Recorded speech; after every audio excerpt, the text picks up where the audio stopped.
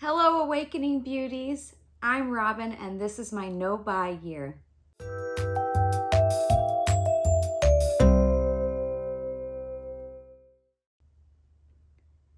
Thank you for joining me today. I'm so excited to have you with me.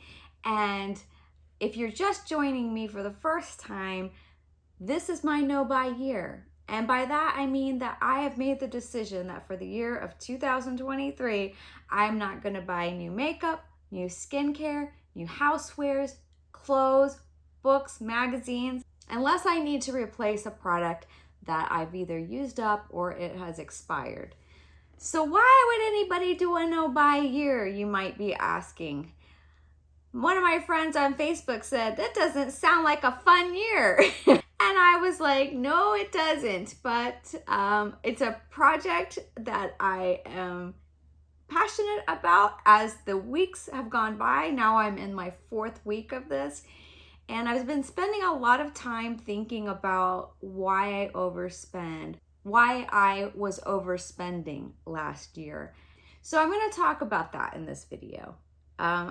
I think that for a lot of people, they have different reasons, but actually probably a lot of the reasons are the same. So maybe this will speak to you. And if so, leave me comments below. If you resonate with any of the reasons I'm outlining below, I would love to hear what you think and if you've ever gone through periods of time where you were overspending. So let me know what your thoughts are below. I really enjoy reading people's comments. Reason number 1. Desperate to solve a problem. We all know what happens. We're on Facebook, we're on Instagram, we're on YouTube, and an ad will pop up.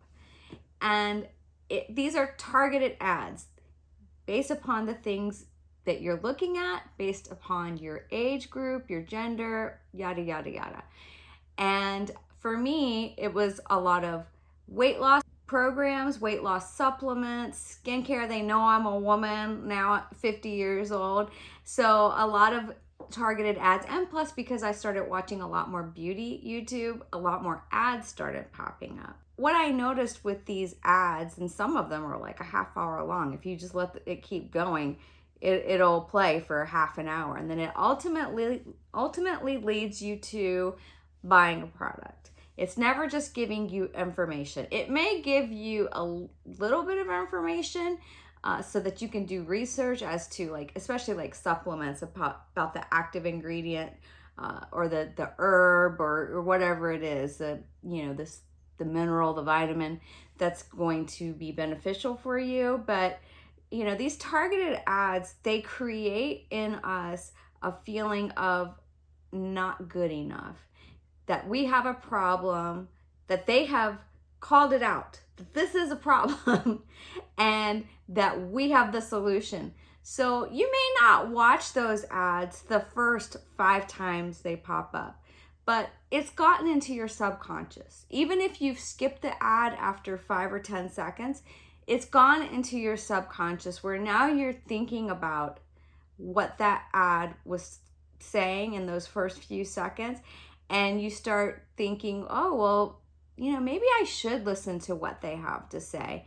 And then you find yourself watching the whole video thinking, this sounds like a good idea. I think I'll order this supplement, or I think I'll join this fitness program. And you have all these ideas of what it's going to be in your mind and how it's going to change your life, basically. And you get them, you use them, they've made their money, and generally you don't see any difference. You don't end up using it. They've just made a lot of money off of you. To me, I'm not saying that the people have evil intent that are making these products. But what I'm saying is that the building of the idea that you have a problem that needs fixing, that maybe you never had that thought before, and now all of a sudden you're thinking about it. And then you may go on to, looking up on YouTube. And this was the thing that really bothers me. is because I couldn't find what I felt was an honest review of a lot of the products because they were all sponsored videos. These people are getting paid to talk about these products. Now, I'm not saying that down the line, who knows, I may do a sponsored video, but it's gonna be with the caveat that I'm gonna speak the absolute truth about it because I can't do anything except I am truthful almost to a fault. So maybe that's not gonna be great for most sponsorships, but you know, the problem was everybody's talking about how great it was, and basically they were just reading off what the product itself says that it does, and they're saying that it works for them, and they're making money, and they don't have I don't think they have a conscience about it, that you're encouraging people to spend money on something that probably doesn't work. And if it does, it maybe only works for a few people, and the results are not going to be as extraordinary as they claim. So that's the first reason, desperate to solve a problem. And you think, okay, I can pay this in 3 easy installments over 3 months. It's not a lot of money all up front. Or the thing that they can get you with is that you better get it now. This is a one-time offer. If you take advantage of this one-time offer, you can get a 6-month supply at a deeply discounted rate. Well, I still have supplements I'm trying to use up, and I can tell you they were supposed to help speed up my metabolism. They have done nil for my metabolism. I have not seen a single difference. I did not see a single difference in my increase in energy. I didn't see an increase in my output when I was working out. There's probably good stuff in those supplements, but I'm not seeing any difference with them. So I'm going to use them up and I'm never going to order them again. So building that desperation inside of you, or desperation to solve a problem, building the limited time offer, building the urgency that you need to get this now, and then thinking it's going to change your life. How many products have we bought that we'd been thinking about for a long time, maybe, and maybe not so long? Maybe it was just like, oh my God, I've gained some weight. I got to get this weight off, and I got to do it now. And I bought one of the things, more expensive things that I bought, this was almost 20 years ago, was I bought a treadmill. It was in this office. It was right over here in this corner. I mean, and I had it for 15 years. Maybe longer than that. It still worked. I ended up giving it away to a neighbor. They came, picked it up in their truck. I didn't use it because I found, for me, I'd rather go outside and take a walk if I'm going to take a walk. So lesson learned. But how many people do you know who have Pelotons that don't use them? And like they wrote on, you know, they may have posted on Instagram, game changer, you know, new year, new me. And then they don't end up using them. Anything that you think is going to change your life, I would say you have to change your life first. You have to change your life first and then get the thing if you've already set up your lifestyle to support it.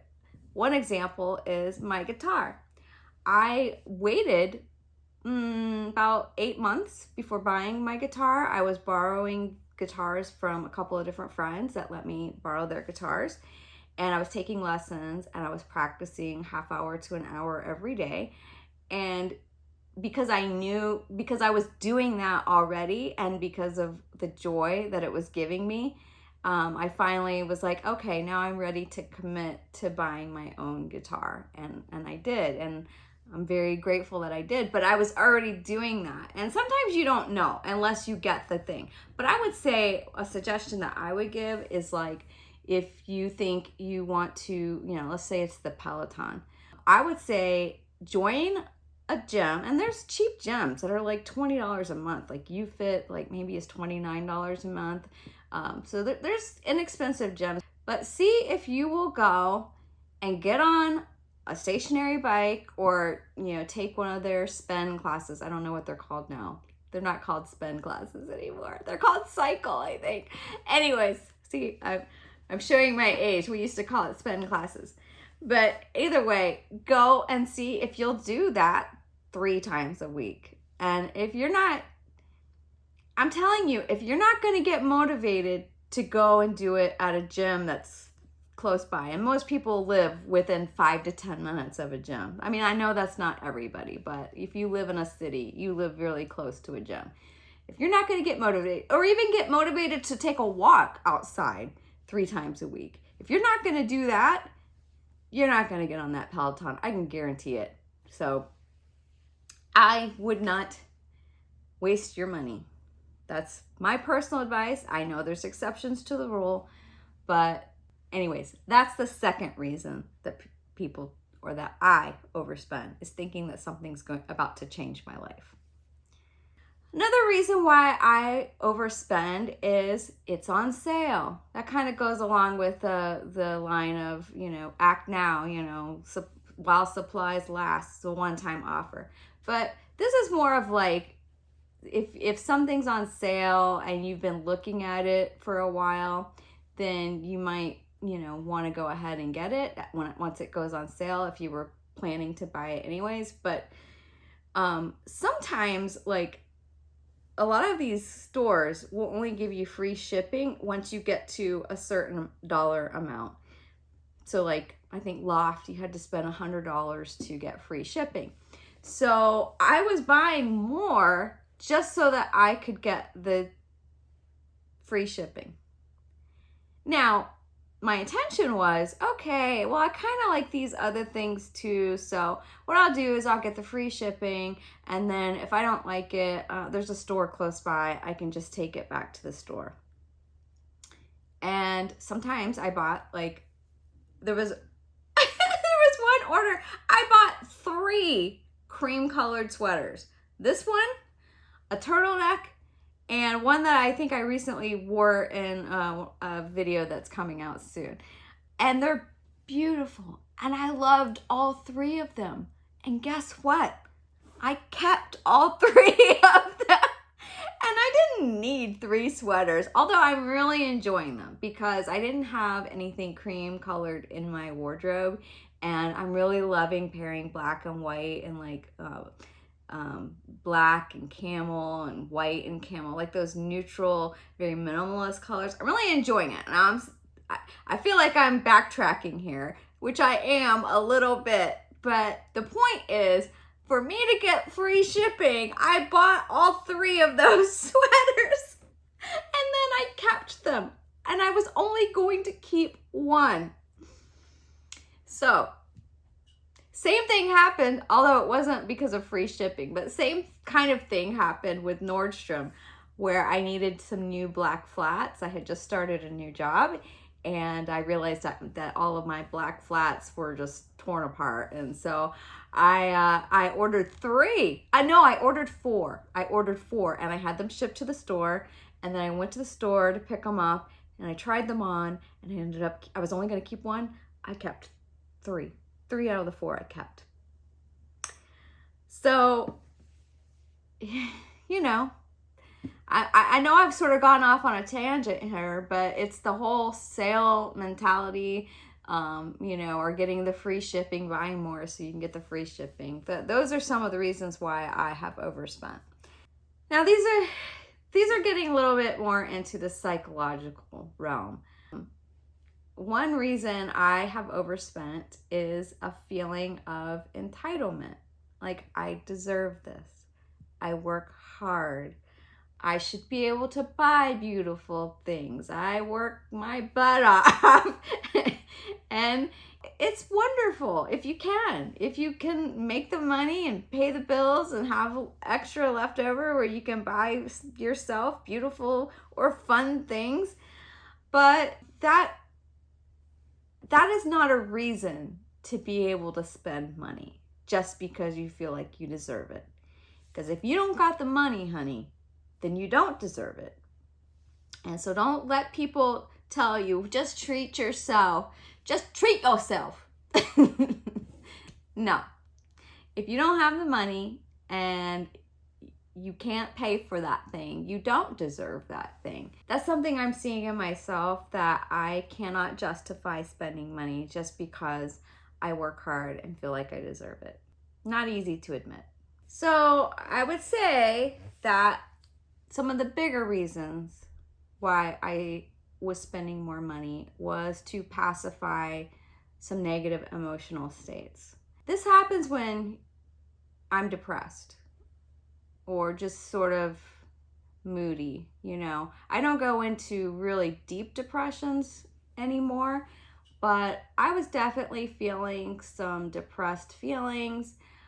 There was a lot internally happening in my mind. I'm trying to write more about it on my blog. I'll put a link to some of the articles below of my blog, but the world has drastically changed, and it's hard to come to terms with things never being the same as they used to be. There's been a lot of loss. There's been a loss of freedoms, I feel. There's been a loss of the world that we knew or that we thought we knew.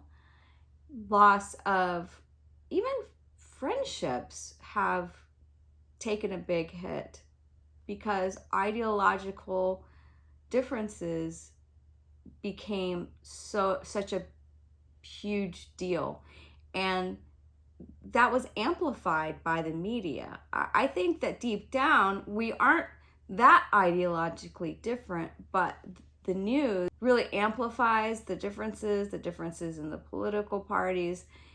The news is really causing division, and I think we need to stop listening to that altogether. In fact, I don't watch the news anymore, and I don't follow any of the BS anymore, and I'm a much happier person. And I never did used to really follow the news, but I got caught up in it, and you know, as a lot of people did over the past few years. So feeling a lot of loss, feeling a loss of my youth because I was getting ready to turn 50.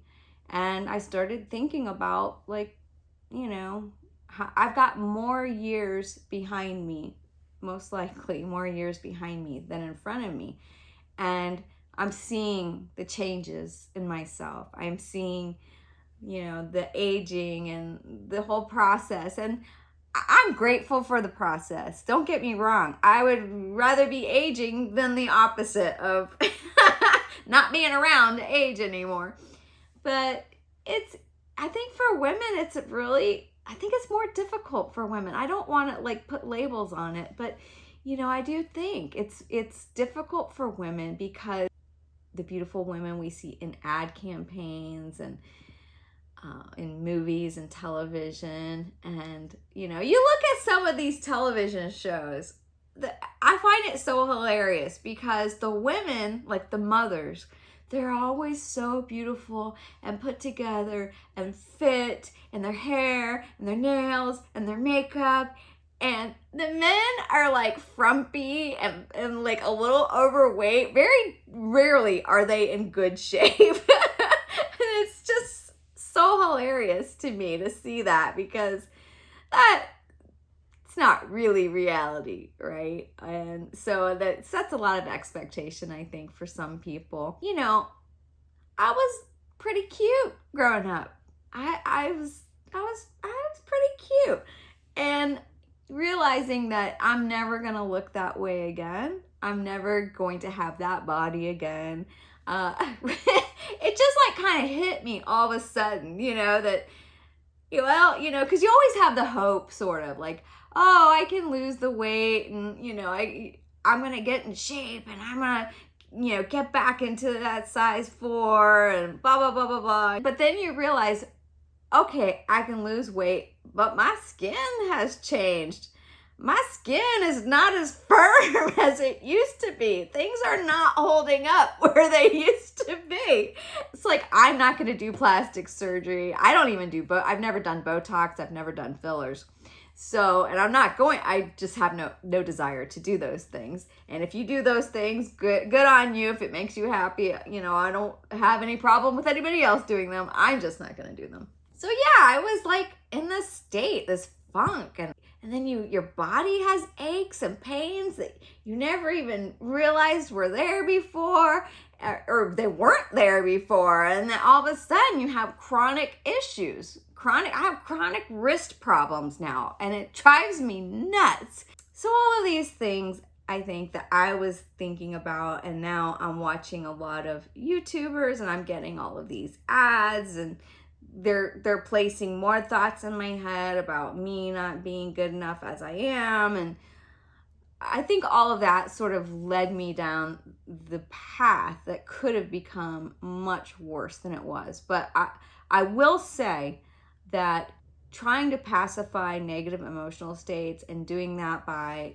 being on the computer and looking at all the sites that you like and putting things into your cart and just imagining having that thing, and how it will make you feel and how you'll look wearing that outfit. All of these things were ways for me to pacify my boredom, my sadness, my self-negativity, frustration when you come home from work and you've had a rough day, and then you get on your computer or you start reading your email and you're on a lot of email lists, and then you see, oh, Athleta's having a sale. Let me see what's new there and what I would like to get. Oh, I can always justify getting athletic clothing because that means I'm going to work out, right? Just like getting the Peloton would mean you're going to work out. Athleta's made a lot of money off of me. Athleta should be sponsoring this video. I have so many. In fact, these tights I'm wearing are from Athleta. I have a lot of Athleta clothing. It's a problem. Next reason why I overspend kind of goes in line with the one I was just talking about, but it's avoidance. You're trying to pacify, self-soothe with shopping and trying to not think about the things that are bothering you. So you're thinking about beautiful things and things that will make you feel better. But then there's also reasons why I overspend, which have to do with avoidance. Like I'm wasting my time on all of these shopping sites thinking about, buying beautiful things while I'm at the same time avoiding tasks I need to handle. And some of these tasks are paying bills. I do the bookkeeping for the company that I own with my husband. And I don't like it. I don't want to do it anymore. I've done it for 25 years and I work. Now I work full time, but the avoidance of facing my finances, facing those unopened bills. After Christmas, when I opened those bills, I was really glad I was doing a no-buy year. So yeah, avoidance, but it kind of goes along the same lines as, pacifying yourself, just trying to avoid thinking about your problems, thinking about the things you don't want to take care of, you don't want to handle, you don't want to have to deal with those things today or any day.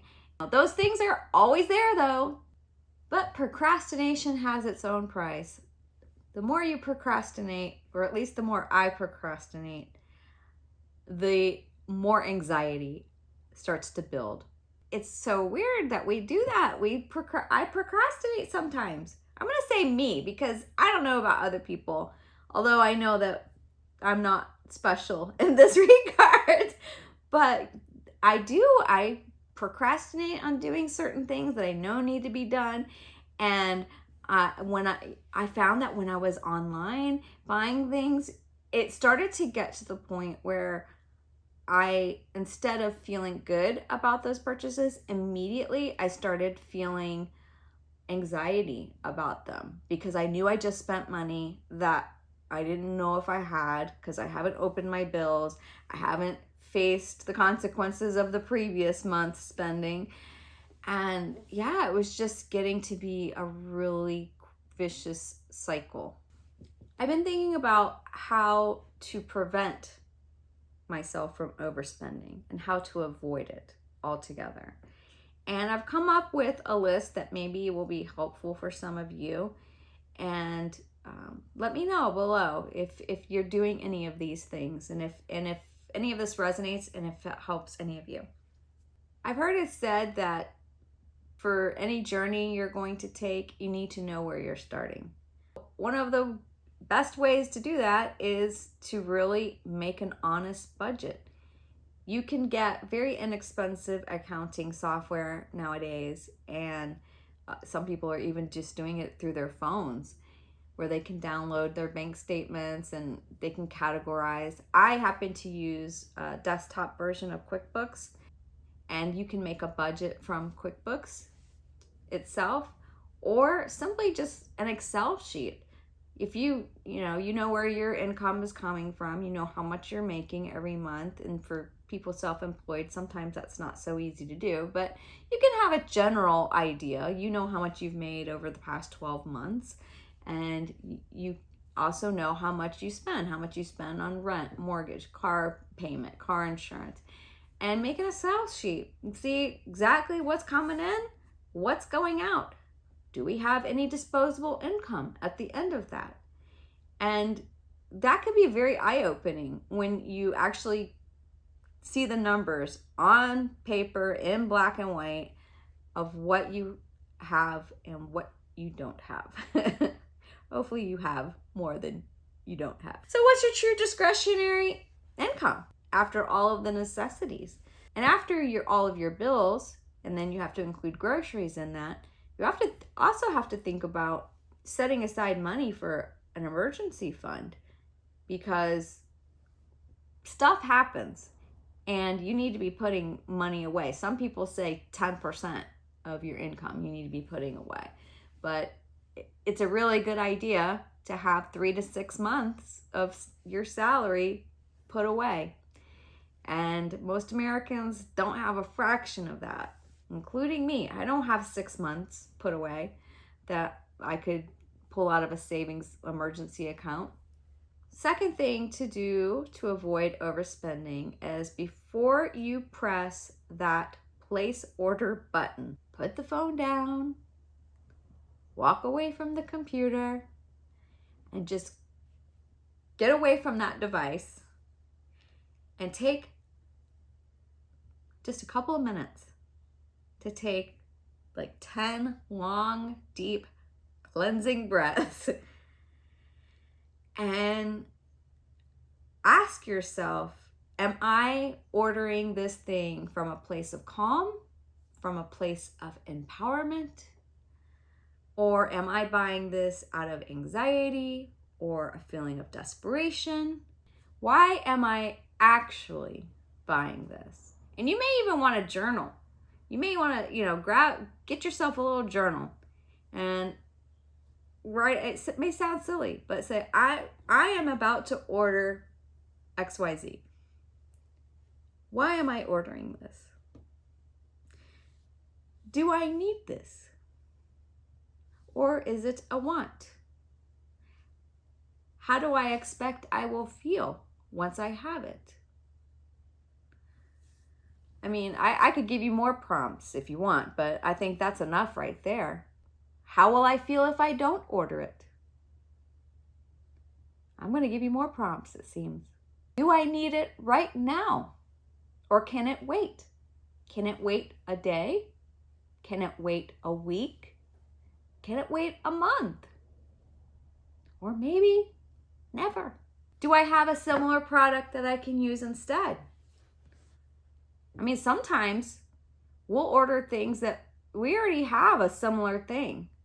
But if you think about skincare products or cleaning products, or a lot of things that you can get anything on Amazon, right? So do you have a similar item that maybe you don't need to place that order? And if you do, if something broke, can it be repaired?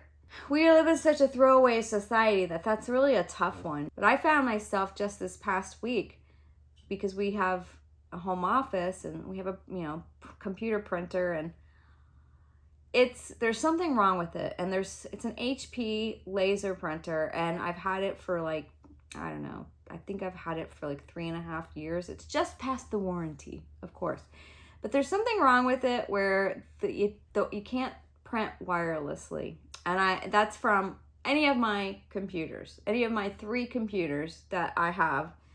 I can't print wirelessly to it. So I was just like, I'm just gonna buy a new one. I'm just gonna go out to Office Depot and buy a new one. And, I took a breath, took a moment, and I said, if I just had, because it didn't come with a cable. I said, if I just had a cable. And my husband said, I think I have a cable. And sure enough, in a box full of cables, he had the right kind of cable that now I can plug it into whatever computer I'm trying to print from, and it works. So I've saved myself a few $100s by just deciding to live with a cable strewn across the floor. It's not pretty, but it works.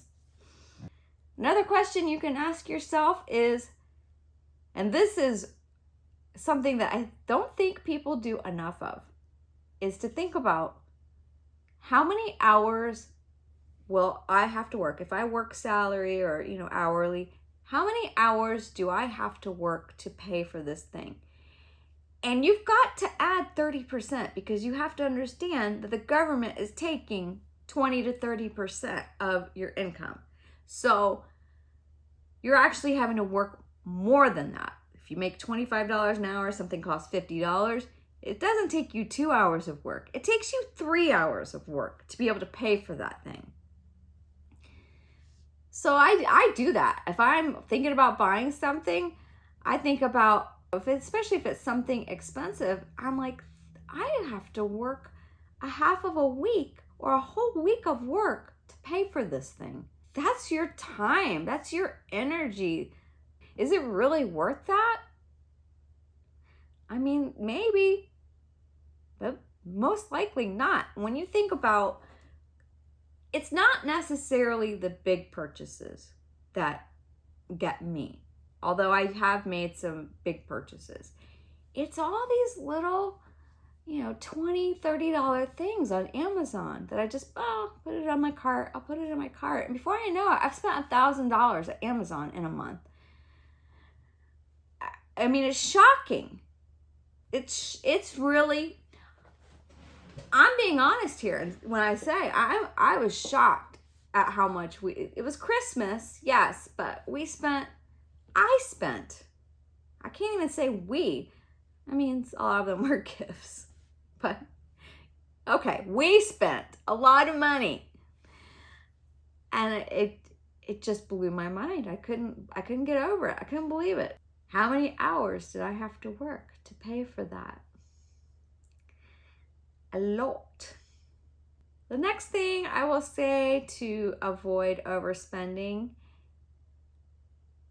is to remember that everything is temporary. My favorite saying is, this too shall pass. So this too shall pass means that this desire for this thing will pass. The joy of obtaining the thing will pass. The lifespan of the product will pass.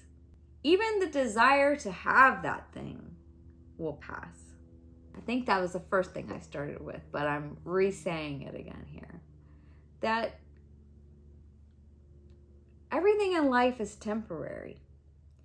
And the temporary enjoyment of an item versus having less anxiety, having financial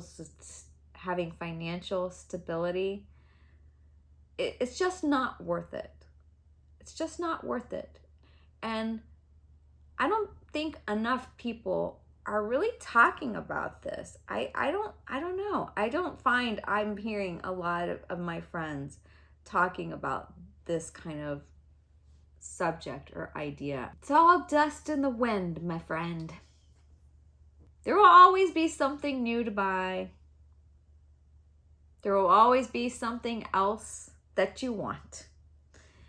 That goes without saying. And I know that's so true for me, because it was like no sooner did I get the one thing that I wanted than I was on to the next thing that I wanted.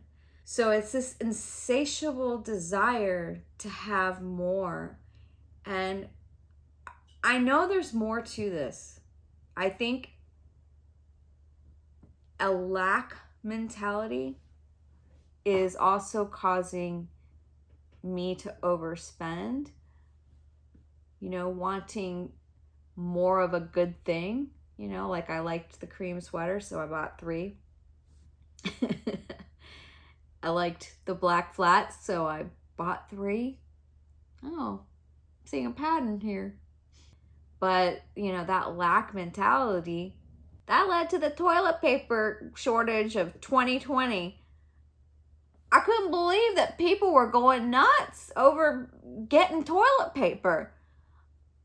I was just like, I just need 1 roll for the next couple of days. And then you would see people walking out of Publix with, their whole cart full of toilet paper. What's wrong with them?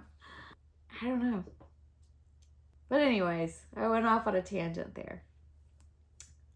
One of my favorite quotes from the Minimalists, I've been really enjoying re-listening to their audiobook that I bought when it first came out, Love People, Use Things. But they say, debt-free is the new American dream. How sad. How sad. I don't know, that just like hits me in the heart when I think about that. Because that's my dream. I want to be debt-free. I want to be debt-free for once.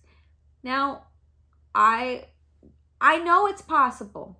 Even our mortgage, and we have a home equity line of credit that we put my student loans and other like home projects that we had to do. We've put those on there, and business expenses that we had, we've put those on there, and really didn't make a dent because we rolled that over from another home equity loan that we didn't pay off. And so we just, got a new one and we rolled that in, rolled everything together. And it's like, I just want to be debt free. And it feels like it's never going to happen. But I've got to start somewhere. So this is where I'm starting. It's hard to admit. You project a certain image of yourself to the world. And it's not that I'm fake or trying to look more successful than I am. I mean, I'm not like that at all. If you knew me personally, I don't think that anybody could say that of me. I don't live a luxury life. I don't. I drive a Honda. I have most of the clothes that I have. If you watched my 30-day wardrobe, or if you're following me on Instagram, where I'm posting my 30-day wardrobe challenge, where I try to wear different things every day for 30 days. And most of the stuff that I'm posting, I've had for 5, 10, 12 years. I'm not trying to make an image of myself that's different than reality. But, sometimes we want to look a certain way to people, and we think having the new Natasha Denona palette, which I'm wearing today, my dream palette, is going to project the image of ourselves that we want to. And it's just freaking eyeshadow. Very expensive. Was it worth it? I don't know. You tell me. What do you think of my eyes? Anyways, I thank you so much for watching. I hope some of this has resonated with some of you. I'm saying it out loud just to admit it to myself. And I think that's the first step, really, is admitting you have a problem, admitting the truth about yourself, and then making a plan to fix it. And it's going to take time. You know, I have a whole year on this no buy. And I'm not going to be completely out of debt. I'm still going to probably have, well, I'll definitely have my mortgage. I will definitely have my home equity line of credit. I will still have my car payment. Those three things aren't going anywhere anytime soon. But if that's all it is at the end of the year, hey, that'll be better than most, right? So anyways, I hope if you like this video, you will subscribe and give it a thumbs up. And it really helps if you comment. I love to read those comments. It's helping me to stay more focused on my channel by reading your comments. And share this video. If you know somebody that would resonate with what I'm talking about and who needs to hear this, needs to hear the hard truth about their finances. You know, I'm not going to beat them up. I'm just talking about me. I can't fix the world. I can only fix me. And I'm a lot of work. Thank you, everybody. Just remember, you're doing great.